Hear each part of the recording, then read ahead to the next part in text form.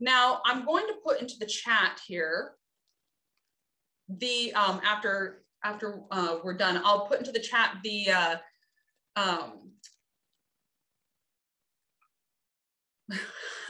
I've completely forgotten the word. I'm going to put something into the chat. But anyways, there is a white paper with IBM, and it goes over their process and their experience doing a disciplined agile deployment. And it's a really great white paper, very interesting. They talk about some of the things they experience with their deployment and how it compared and contrasts with other frameworks or methodologies.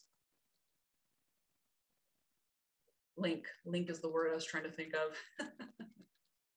Okay, here we go.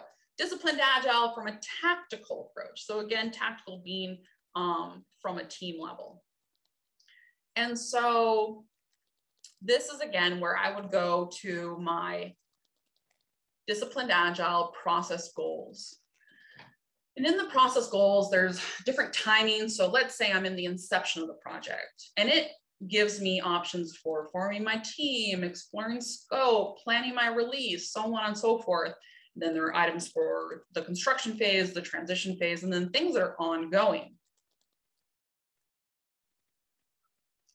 So you would go in here and you would drill down, and I'm going to bring over a live,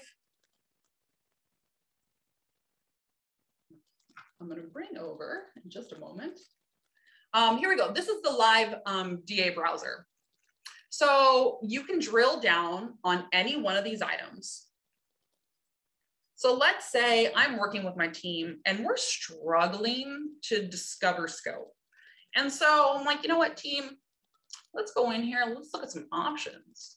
So maybe we go to explore purpose.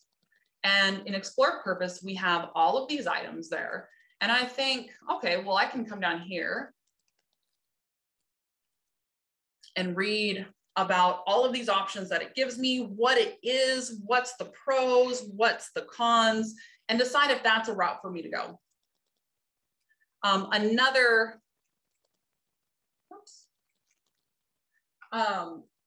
Another option is to drill down and read what improved quality is supposed to be, or accelerate value delivery. I can drill down on that and it will show me what this process goal is and what are some best practices for approaching it. So in a real life scenario, let's say I'm having a hard time communicating with my stakeholders. So in this scenario, I'm going to address change with stakeholder needs. I come into my DA browser and I drill down on address changing stakeholder needs. And I'm struggling with communicating with my team. You know, oftentimes, as it should be, we are a generalized specialist, specialized generalist in the room. Because of this, we're often on teams where technical scope is outside of our expertise. So for this example, I would come here and say, I'm having a hard time relaying this technical information to my stakeholders. And I would see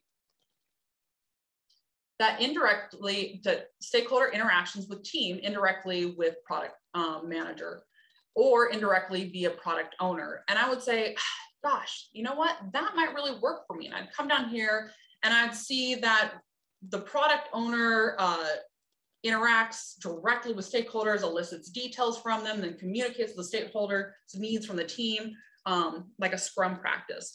And I would know that my product owner probably has a very in-depth expertise knowledge from the technical standpoint.